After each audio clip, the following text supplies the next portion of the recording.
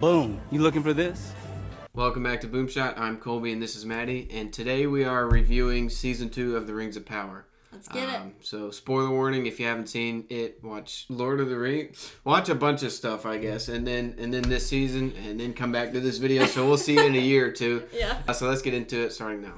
So, how long have you been a fan? I kind of want to open up with this because we may have pretty different perspectives on the show. Lord of the Rings is kind of what got me into reading. I read The Hobbit in 5th grade.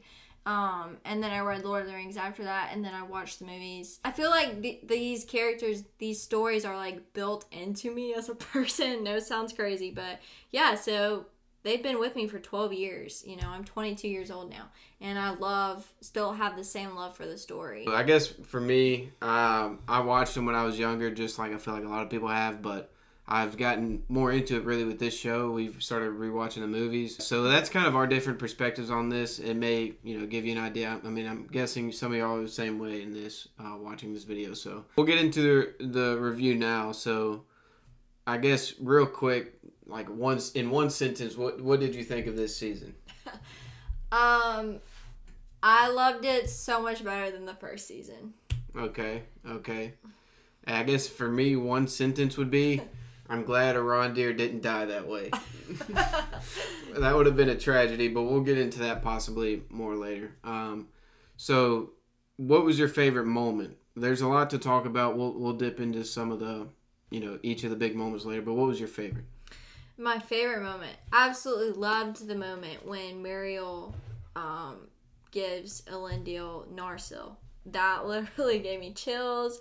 I started tearing up, and just because it was shot almost like frame by frame how Elrond gives Aragorn Narsil in The Return of the King, and just to see Elendil, I really felt like they've done such a good job with casting. He was so well cast. He really almost had like the facial expressions of Aragorn, and we know that's Aragorn's ancestor, so 100% love that scene. And then my second favorite, or tie for first favorite, is the monologue of Celebrimbor in the 7th episode when he's talking about we thought that it was strength that would drive out Sauron, but it's actually light. And that whole sequence had me, I was pouring tears. I look over there and Colby's tearing up too. So I was tearing up a little bit. I was going to say that was probably my favorite part, but since you said that, and just to expand upon it, what really got me is that he said something along the lines of what you said. It's not strength that drives out darkness, but light. My favorite part outside of that would be when the old Durin the Fourth, or the older Durin jumps and fights the Balrog into most assuredly death. That was so epic. That was epic. Khazad-dûm's got an interesting future. The Balrog has already awakened, and we know that that's Durin's bane. So something's going to be up with that, and I'm interested to see how that's going to play out the next season for sure. Yeah, I thought they were cooked, honestly. When I saw the Balrog, I thought that the kingdom was going to fall right then and there. But I was glad to see that, obviously, he sacrificed himself, and then the dwarves showed up to the fight and saved the day. That's right. So I just thought that was cool because it was pretty sad there. Like, obviously they had lost, but it was compounded by the fact that the dwarves never showed up. Yeah, and we're definitely going to see where Elrond's distrust of the dwarves kind of begins. And honestly, that's really tragic because him and Durin did have such a good friendship. So, we know by the time of The Hobbit, Lord of the Rings, he's like, where else are you going to turn to? The dwarves, the men, they're not going to help you. So very, very interested to see how that plays out. And I think it's going to be further the development of Elrond's character, especially as we see how this season ends with them in the Valley of Imladris. So we're going to see the building, the establishment of Rivendell, and I think that's going to play into Elrond's character a lot too. Yeah, that'll be cool to see with that quadrio there at the end of Elves. Another question, I don't know if that's a word. One question I have to ask you is, who is an underrated character that you want to shine light on in this season specifically? That you think did such a good job in this season? Not your favorite character, but someone underrated that you think deserves some praise. Tom Bombadil. Tom Bomb. I wouldn't say he's underrated because I feel like a lot of people have actually loved, but I feel like he was perfectly casted. And I really enjoyed his part in the movies. You know, he played such a part in the Fellowship of the Ring, and Peter Jackson didn't put him in the film. So to see him brought to life in this was really cool. I'm wondering if we're going to see Goldberry, his wife, or if Tom Bombadil's time in the Rings of Power is done. I'm interested to see how that's going to go. If he's going to continue to fight the Dark Wizard and Rune. But that's definitely going to be Gandalf's future for sure. Yeah. Is fighting the Dark Wizard. But yeah, it was cool to see Tom Bombadil, even though I didn't really know who he was. Yeah, sorry, I got off on a tangent. It was cool to see him. No, I mean, that was the question. And for me, I would say Adar. I think he was the highlight of this season. I don't think Adar is under-recognized, though. Either. Like, I feel like Adar. I'm just saying. I guess the question I meant to ask was like someone that's not your favorite character that surprised you. Yeah. And that was it for me. I didn't care much about him in the first season. Like, he's just another character. Like, I didn't think, he wasn't in my top 5. But now after this season, I think he would be in my top 5 of this show. I think they portrayed him very well, and the fact that he cared so much about his people, even though they weren't the good guys, I think gave his character a lot of depth. I do feel like he's a very well-rounded character. I have never felt like he's the hero, but in his own way, like, maybe he's sort of justified, but, he's still kind of enslaved and murdered people. So, in that way, he's not justified. But I don't know. His character makes you stop and think, for sure. And I think that's a good thing about characters, is the ones that make you stop and think. I think ultimately he was fighting the right cause. Like, if you look at it from the clouds, just by the wrong means. Yeah, if you look at it from the clouds, he was trying to take down Sauron. He wanted to team up with the good guys, and he was going to before he was killed. Very interesting. He was betrayed and killed. Maybe going to. Well, he was going to, but was Galadriel going to team up with him? And I think so. I think he was tragically murdered. I think that was good writing. He got murdered the same exact way he murdered Sauron. Very interesting. I think it kind of just represented the cycle of evil, how evil begets evil, and that honestly felt very Tolkien-like to me. Yeah. So, just to touch on some high points of the show, ones that we did like and ones even though we didn't like. What did you think about Gandalf, the Grand Elf? Grand Elf. I knew after the end of season 1 that he was going to be Gandalf, just because of things that he said. And then in this season, I was already kind of bracing myself. I didn't want him to be Gandalf because I feel like Ian McKellen will always be, Sir Ian McKellen, my bad, will always be Gandalf to me. But I guess I'm interested to see his backstory. And honestly, I feel like the way they truly revealed his character, like the Harfoots calling him Grand Elf, kind of giving his name, and the way that he acquired his staff, I felt like all of that was well done. Even though I didn't want him to be Gandalf, I thought it was well done. Yeah, and I will say that could be something too that differentiates us with attachment to certain actors, is because, like you said with Sir Ian McKellen, you see his face. Like, that's how I would feel if Iron Man got recast. Oh, 100%. And I know a lot of y'all would be too, but for me, since I didn't grow up with this as much, it's more like, not that big of a deal to me. But I do think they nailed the casting on this show, and I want to touch on that real quick because... Yeah. And something that I love with the casting is that someone I saw before said, I would give credit if I knew who it was, but I think on Twitter said that Marvel was in the business of making stars, like especially in the early stages. And I think that this show has brought up some actors that weren't that well known. 100%. Namely, that comes to mind Charlie Vickers and his portrayal of Sauron. Like, I literally can think of one thing that I've seen Charlie Vickers in ever, and it was a very minor character in the Netflix show about the De Medicis in Italy. And I haven't seen anything since then. So for him to come out and play this awesome role that he's done with Sauron, phenomenal. I loved it. Yeah, and I agree with that. I just want to touch on that real quick. But some other high points of the season, or potentially low points, is Sauron. We haven't talked about that much. Sauron and old Kelly. Kelly Brimore. Old Kelly. What did you think of their arc? It was the main storyline, I would say, of this season. Very well done. Like, Sauron, Charlie's portrayal of Sauron is done in a way where you kind of almost start to feel bad for him, especially when he's talking about Morgoth and, like, was he really, like, enslaved and tortured by Morgoth, or did he truly join him of his own free will? But then you go around and you see him manipulating Celebrimbor, manipulating all of the elves, and stirring up drama wherever he goes, and then you're like, hey, no, this guy is actually bad. But then for a second there, you're kind of sympathetic to him. Yeah, and I'll say this. This, I think, is one of the greatest lines that Eli brought up on our channel. He said, and I think it comes from Mortal Kombat, but it's about Homelander, and, whoever's fighting him, I believe, says, if you weren't so evil, I would pity you. I would feel bad for you.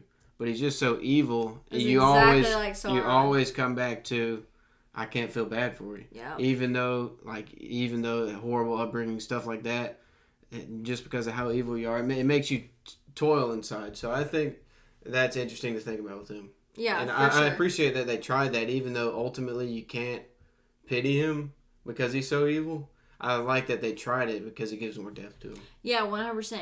And definitely the emotion, like the final episode 8 with Celebrimbor, and when Celebrimbor's talking to him, does Celebrimbor not say, like, I feel sorry for you? I literally think he might say that. And, just the... I think he does. The emotion between those two characters and episode 8 absolutely blows you away. Yeah, their chemistry on screen was incredible. Is there any big points of the season that you want to talk about? Isildur, the Numenor plotline, and Isildur's plotline. We haven't even talked about the goat, Arondir. No, we have talked about Arondir. I said that was my one sentence. Arondir kind of doesn't have, like, a fluid storyline this season. He's a nomad. He's kind of floating around. Because that's what he does. No, he didn't. And then he just shows up. He shows up at the end, and he's the right-hand man to the king. He's the right hand. He surpasses Elrond, and he's there. He's the first one He's the first one to Galadriel when she's fallen. Yeah, very interesting. A plot twist: Arondir is actually Celeborn. Hey, I'd be okay with that. Okay. Yeah, so the plotline we haven't talked about Numenor, my personal favorite storyline of last season and continuing into this season, Numenor plotline. Absolutely thought it was great. They're setting up great potential for an epic civil war between Miriel and Farazan, although we do know the future if you know Tolkien's story for them. Super tragic, but I'm really looking forward to that just based on what they've done with that this season. Thought it was really good. Yeah, about Numenor real quick, I do think, and this honestly might be my favorite moment, it's definitely up there when my man gets stabbed in the back by that little snake. I know. I never thought that I would hate a villain more than Sauron in the show, but Kevin's definitely up there. That was a great moment though. Most hated. It was gut wrenching, but I think even in something like that, anything that makes you feel that much like it did in me, I think it makes it a good moment. Not a happy moment, but a good moment in the show. Oh, talking about that, one of the moments that actually made me so angry is when Miriel is at her coronation and the eagle shows up for her. But then Farazan walks out there and Homeboy took that credit. Oh, I cannot tell you that it makes me feel like how I feel about Umbridge and Harry Potter. Just people who have really bad intentions. But as you can see, the Numenor plotline has stuck with us. It's only gonna get worse, Colby. Just saying. So just brace yourself for injustice. Can't get worse than that. But a good moment is when Miriel comes out of the water. Oh yeah, and that has was the grace epic. Of, the grace of the Valar. The Valar, but what was the monster called? The sea thing? I think it was just like a sea snake. Sea snake, yeah. I thought that was cool. Yeah, that was such a totally epic moment. So that kind of wraps up all the big moments. Do you have any predictions? Last little segment here. Predictions for the following season. So I definitely feel like there's going to have to be some sort of time jump. Maybe is what I'm thinking. I think they're going to end all of the seasons by the Last Alliance, with Elendil, Isildur, Isildur cutting the ring off Sauron's hand. I think that's where they're going to kind of end it. It's just my prediction. And so the only way I really see that developing is if there is sort of a time jump between now and season 3. Yeah, so that your prediction is that there will be a time jump? Yeah, and it might not necessarily be a huge time jump. Yeah, that's a good prediction. I like that. If we're going to see the fall of Khazad-dûm, which I think we might, maybe by season 5 or season 6, that's got to kind of progress through time. This is all going to be like a few centuries, like 300 years, 200 to 300 is what I'm estimating. So I think we're going to see next season possibly like Sauron beginning to distribute the Rings of Men. And my predictions for that is going to be, I think that some of the rings are going to go to the Kingdom of Rune because we know the men there are sick. So that kind of gives them some incentive for getting the ring. It will make them well. And then Theo, who is a character I haven't decided. I'm thinking he might get a ring, maybe, or something else for his character, but I'll talk about that in a second. And then I think some of the Númenóreans will get rings, and by them, I'm thinking maybe Pharazôn's son, Canon, is going to get a ring. He's in Middle-earth right now, trying to establish Pelargir. So if Sauron goes over there and shows up, be like, "What's up, yo? I have this ring." Camon's definitely going to take it. He's already greedy by nature. And then lastly, the last person I think that could get a ring is Iarian. And I know this is crazy because she's a woman, but I think it's very interesting. A lot of times Tolkien is talking about men. He's talking about them as a race and not necessarily a sex. So I think Iarian could get a ring, and I think that might... Because she's a character that was just created for the show. She's not in Tolkien's canon. So they can literally do with her whatever they want. And I think it would be so cool, well, not cool, tragic, if she becomes a ring wraith while Anarion and Isildur are trying to establish the Kingdom of Men. Yeah, that would be pretty interesting. Well, that'll be interesting to see how that goes. My bold prediction actually revolves around Theo. I think that he will kill my boy. I think he'll kill the goat, Arondir. The reason I think that is because my opening sentence, I'm glad Arondir didn't die this season. That would have been so lame for his character to be killed, just like, and then he's dead in between episodes. We knew he wasn't dead. I gotta say, there's a little bit of fear in my heart. He literally said he was gonna boycott the show if they would have done that, that would have been the worst mistake they've made in the whole show. But they didn't. I mean, the writers, I believe they have good writers in this show, but I think that Theo will kill him. I think that would be a satisfying end for him. It would be tragic, very tragic. In a way. Yeah, it would be very tragic, but I think, obviously, because of his mom and their relationship, I think he and we saw it in this season, he's doing everything he can to save Theo, and Theo is having none of it. So I think if Theo falls, he'll kill Arondir, amidst Arondir trying to save him in that same moment. I don't know if it'll be next season, but that's my bold prediction. Yeah, and even though Theo hasn't been bonding with Arondir, he has been bonding with Isildur. And that brings me to my other possibility for Theo. So I'm thinking he could either be the Witch King of Angmar and become one of the Nazgûl, or my other theory is that he is the Lord who abandoned Isildur in his time of need and then becomes one of the cursed men, the leader of the cursed men of the dead men of Dunharrow. So I feel like that could kind of, if they're building up Isildur and Theo's relationship, it's going to hit that much harder if Theo ends up, being an oath breaker and betraying Isildur and, being cursed for however many years. So that's kind of my prediction for Theo. And I could definitely see him killing Arondir and kind of like... I feel like that could only happen if he truly becomes evil, though. Yeah, I think he'll have a... I think that could be what... I think he could be being manipulated, and that is ultimately his fall. Kind of like Darth Vader. Yeah. Like, Darth Vader had an ultimate fall once he basically killed Padme. Yeah. That 100%. all light was gone until the very end. because Padme was his light in a way. But I think that him killing Arondir will like fully turn him to the dark side, and he'll do anything to feel something, and that could be his ultimate fall, and he could serve Sauron. Yeah, Theo's definitely going to be a bigger contender, I feel like, for this show. Just because, he's kind of been too much in the center for him not to be. So I'm interested to see who, he's going to be set up as. So. Yeah.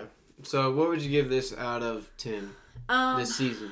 So I really loved this season, and I loved it so much more than the first season. First season I was not too hype on. But this season, I have to say, I enjoyed it, and there were some things that really take it from being a 10 out of 10, and that's some of the writing, and then some of the decisions that they made as far as the kiss. You didn't like the kiss. Oh yeah. Just real quickly, you didn't like the kiss. No, absolutely not. Elrond and Galadriel did not need to kiss mouth to mouth. Okay, maybe a forehead kiss, but that was just weird. And the whole season, I felt like the writers were kind of writing them with this chemistry almost. They were obviously their besties, but there was almost a little bit more to it, which I didn't like. And then, some of the set designs where as far as the elves go, this is kind of the height of their power. Obviously not as much as the first age, but the second age, they're still pretty strong.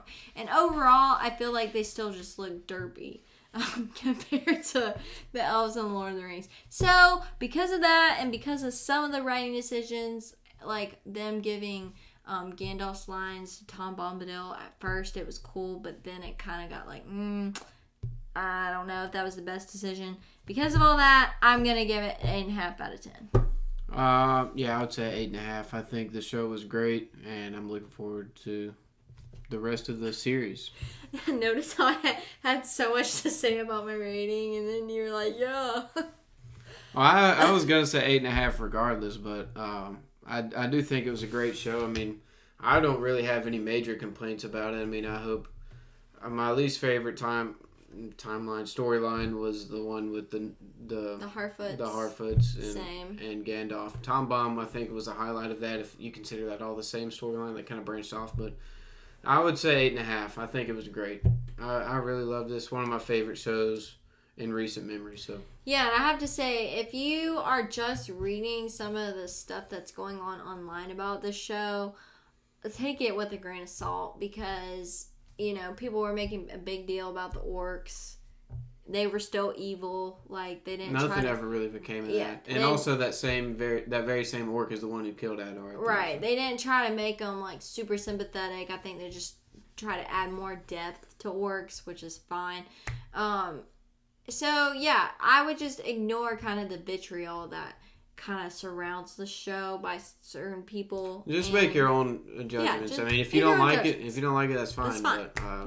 But, just give it a chance, I guess, is what I'm saying. And this is coming from someone who has, I literally had encyclopedias of Tolkien's world. I was so obsessed with it. I was such a nerd. But I love these stories, and I enjoyed this show. So yeah, me too. I'm looking forward to next season. So yeah, thanks for watching, and we'll see you in the next one.